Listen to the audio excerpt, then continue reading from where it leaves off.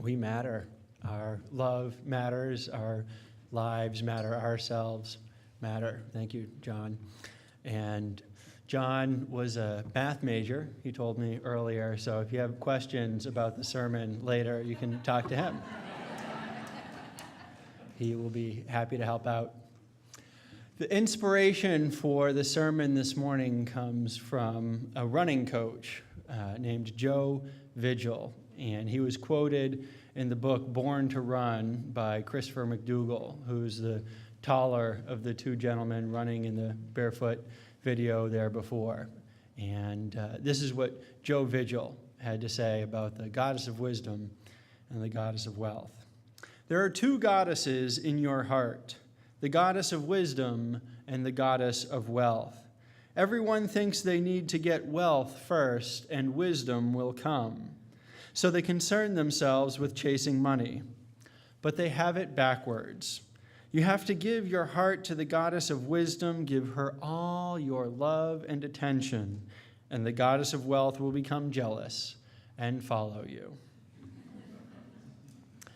I really like the idea of the goddess of wisdom. As a Unitarian Universalist, I often talk about how our faith is important to me because it lets me bring both my heart and my head and all of those components of myself.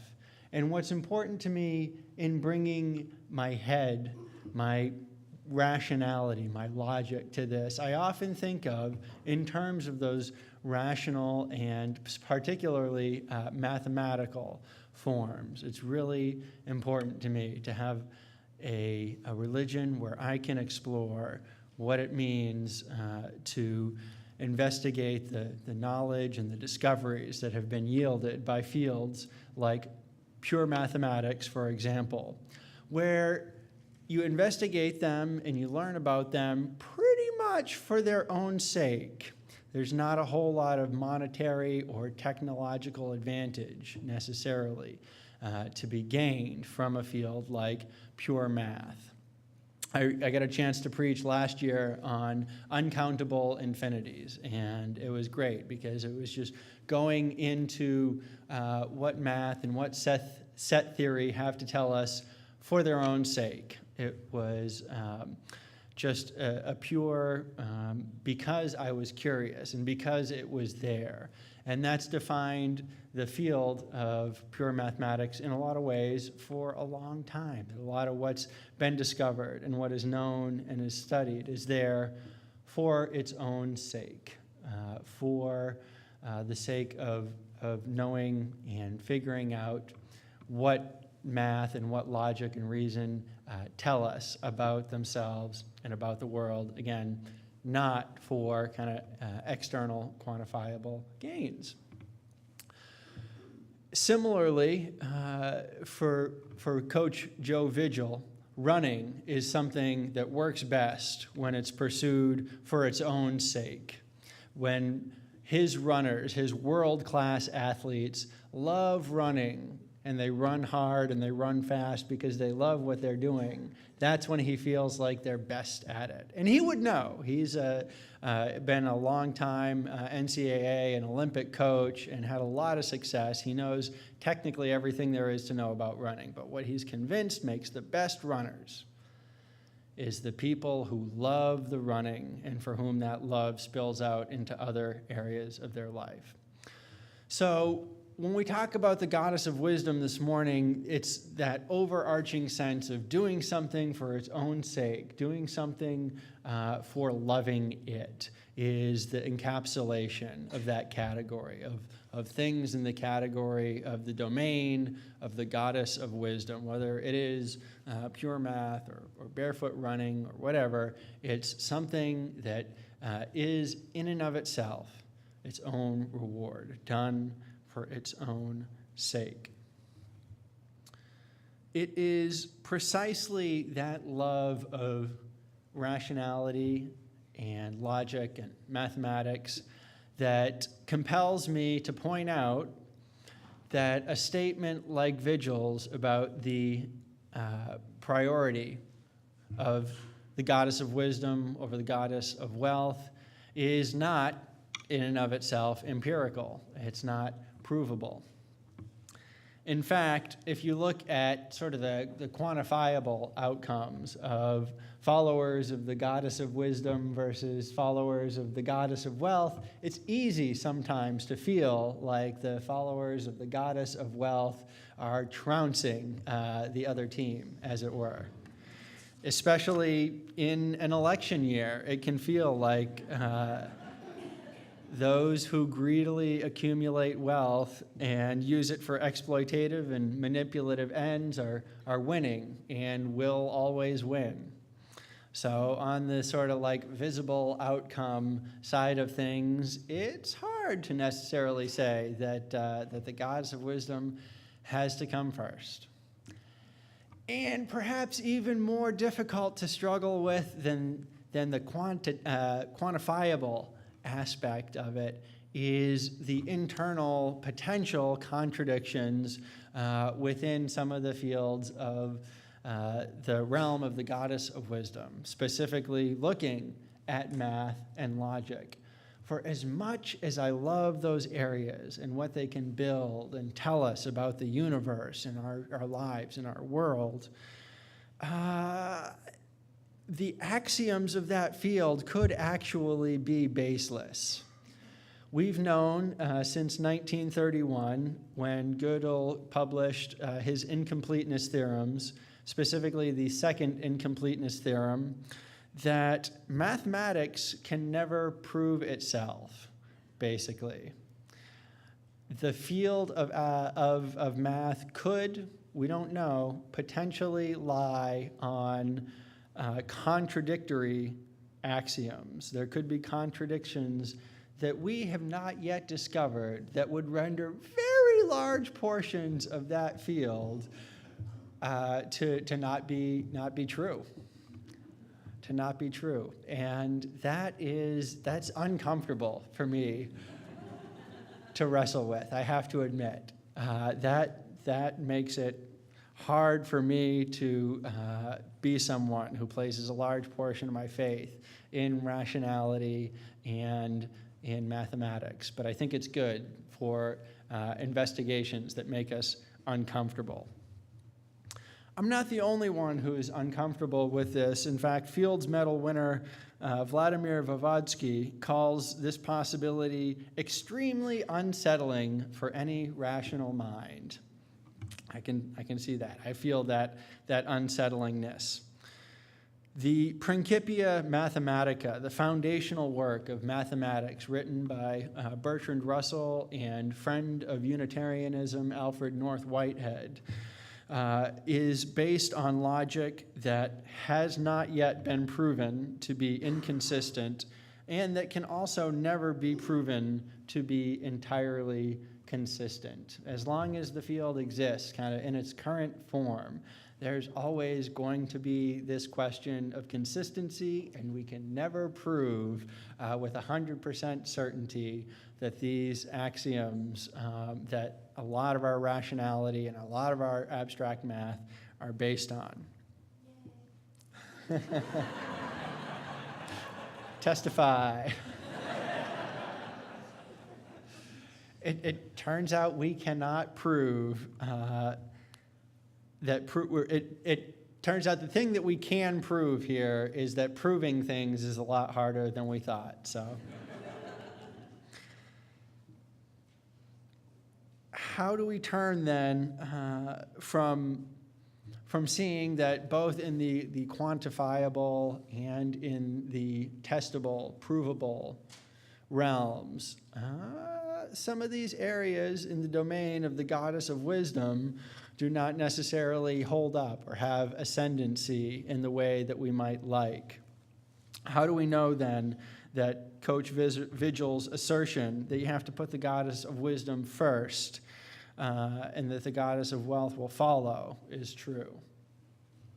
Well, first off, until the axioms of pure math and other fields that yield knowledge for their own sake are proven to be inconsistent, I think there's a deliciously interesting amount and wealth of knowledge there to be gained. And I am not by a mile divorcing myself or stopping investigating what there is there to be gained just because of that uncertainty. Full speed ahead, I say. Also, and more importantly, this is a kind of embodied wisdom, something that we know and feel from our earliest days and in our heart of hearts. It's not necessarily that on paper, in your head kind of knowledge and wisdom. I want to speak a little bit about how barefoot running is one of the things that tells me about the success and the helpfulness in one's life of something that you do for its own sake, for the love of that thing. But I also want to affirm that there are many, many forms of movement and of embodied wisdom that folks have in their lives. I remember one of the best yoga teachers that I ever had saying that just this pose right here, this motion, could be a very powerful form of yoga in response to somebody asking about different abilities doing yoga. They said that as long as you can do something even as simple as this, you can study the mind-body connections that yoga teaches us and the attentiveness and the mindfulness that this practice is intended to bring to our lives. And so there are many, many forms of movement and of being that can teach us about what it means to live wisdom and to find things in our own lives and in our hearts that are true. Again, for me, one of those very much barefoot running, and I'm glad that we got to see that video this morning that demonstrates I'm not the only nut who likes to run around without shoes on.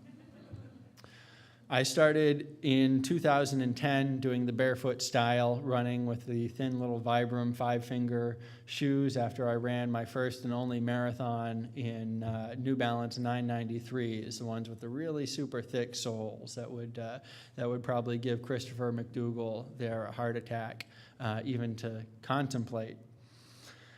Since I started running that way almost 6 years ago, I have not missed a day of running for injury.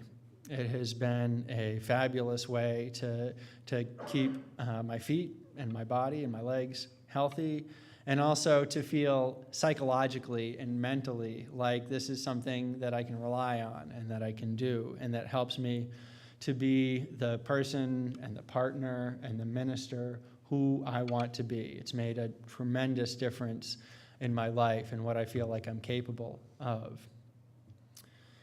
In 2014, I trained myself running on the treadmill to switch from using the Vibram 5-finger shoes to just running purely barefoot, built up some calluses, and ran for a while we lived in Clarkston on the Stone Mountain bike path that was outside of my house, like a 4 to 6 mile kind of out and back on that.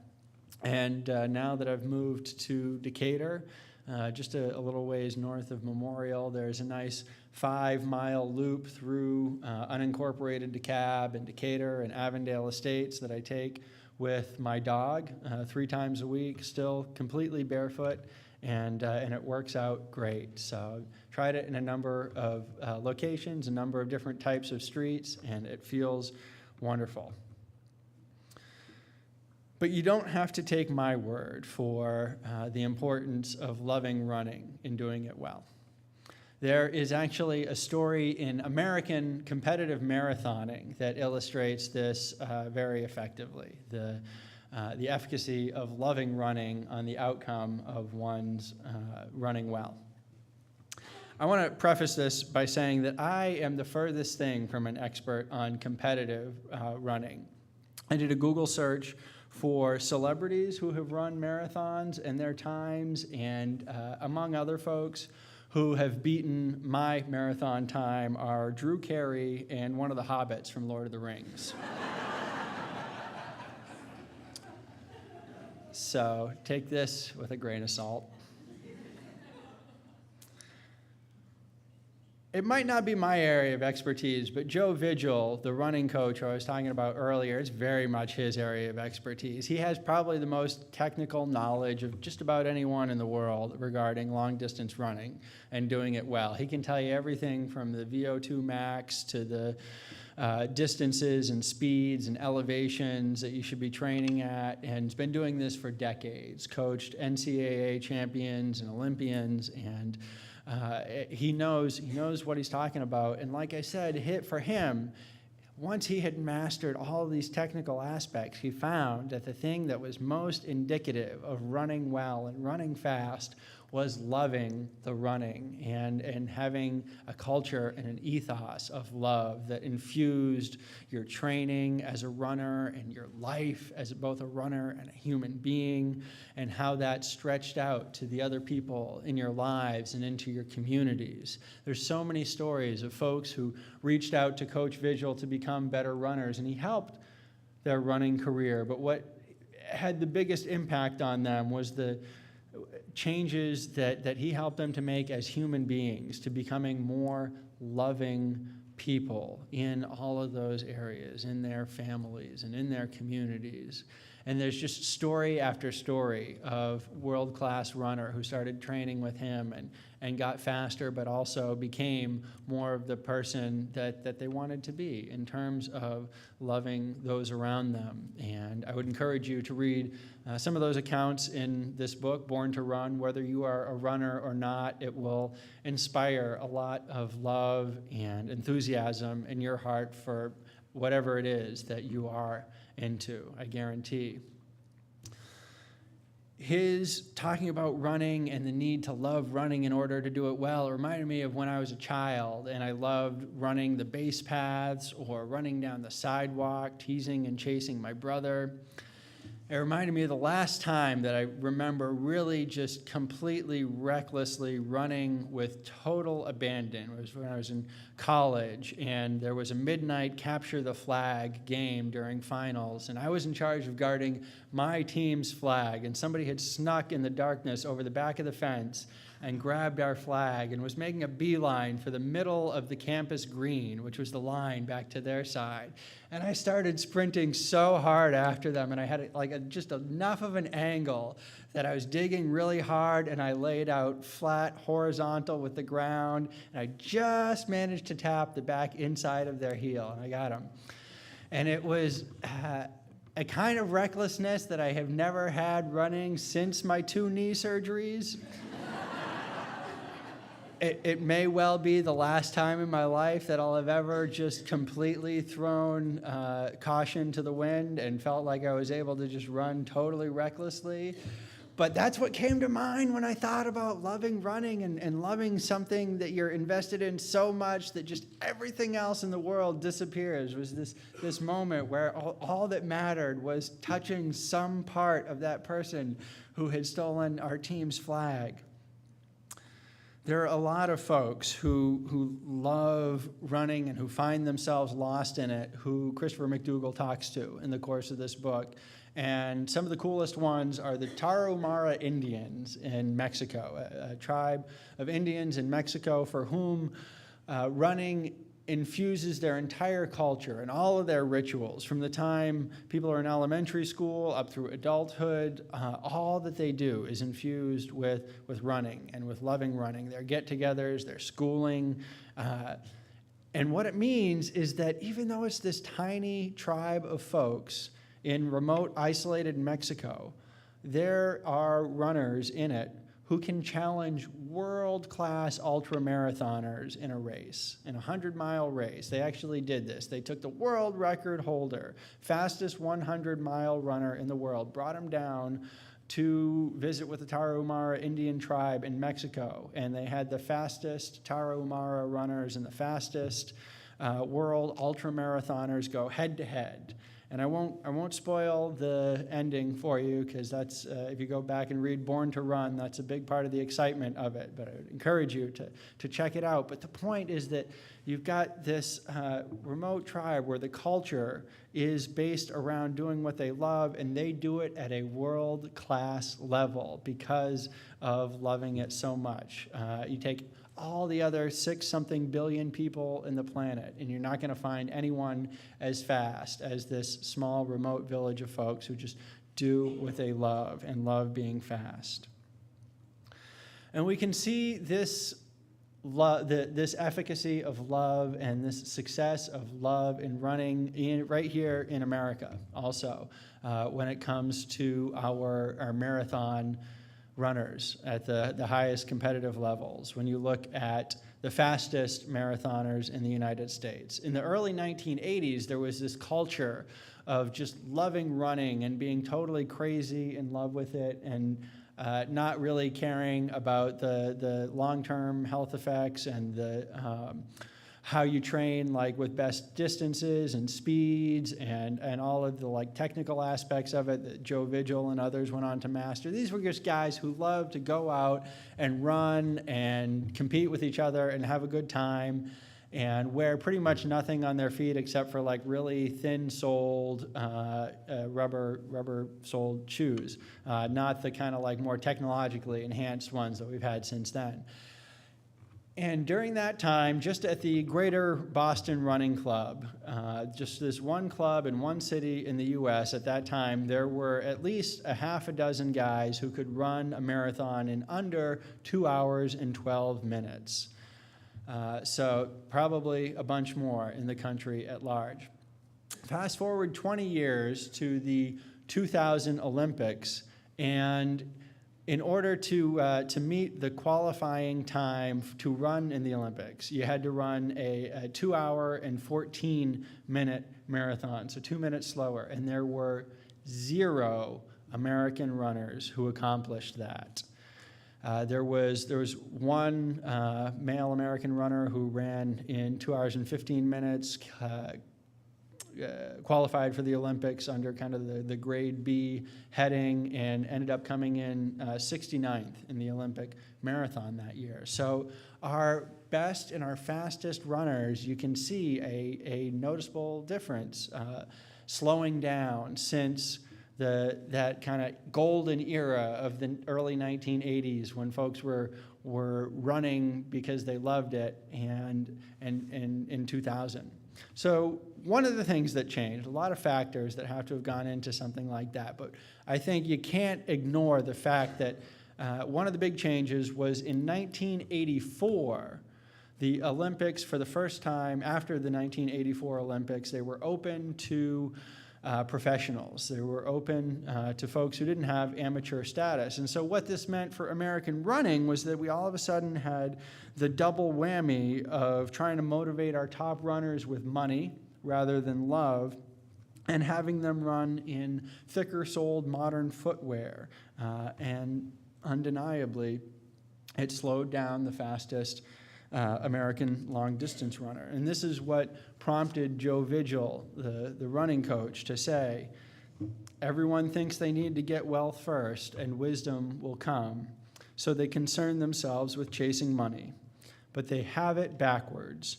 You have to give your heart to the goddess of wisdom, give her all your love and attention, and the goddess of wealth will become jealous and follow you. McDougall interprets this saying, ask nothing from your running and you'll get more than you ever imagined. It's a great example of the power of doing something because you love it and thereby becoming the best at it, becoming excellent at it. I am not an expert on running fast. I don't excel at running fast. But I have a lot of experience running joyfully and stretching joyfully. And I look forward to joyfully experiencing new things on my honeymoon this summer, like skydiving. It's not provable on paper that wisdom is valuable in and of itself, but if we listen to our bodies and to our experiences, we know it is valuable in our lives. We all have something that has been enhanced by our love for it in our lives. Some people are great at something because they love doing it. They love doing something and they became the best at it because they loved doing it in the first place. I find this to be especially true with teachers. I'm sure a lot of you can name teachers in your lives who love what they do and thereby have become great at it. But the other side of this is important also, the fact that we can become great at things by loving them. You don't always, the love doesn't necessarily have to come first, but if you can find a way to love what you are doing, then that is a route to excellence in that thing. This, I think, is the salvific power of loving what you are doing and of loving, period. Some of the best advice that I ever got was that no matter what you're doing for a job, convince yourself that that is exactly what you want to be doing. Convince yourself that you love it and you are totally into it. It's hard to hold the frustrating realities of something, whether it's a job, a family, a political situation, at the same time as loving what you are doing in the midst of those realities. I'm not asking folks to get rid of or to ignore those frustrations, but rather to appreciate and to lift up the loving what we are doing and the being saved by that loving. If we manage to do this, if we manage to find ways to love what we are doing, our days will be saved by being spent in optimism and enthusiasm. Our health will be saved because it's uplifted by positive emotions. Our souls will be saved by that love pouring out, getting expressed, getting shared, and coming back to us. Our world will be saved by the multiplication and amplification of love going out, returning, growing as it is shared among us. I cannot prove this to be mathematically or logically so, and even if I could, there's no guarantee that the entire Principia Mathematica isn't based on an undiscovered contradiction. But I know on a level far deeper and more universal to the human condition that loving what we do, loving the people we spend our lives with, spreading and growing love by all that we are and all that we do, love itself will save us. Peace, salam, shalom, and may it be so.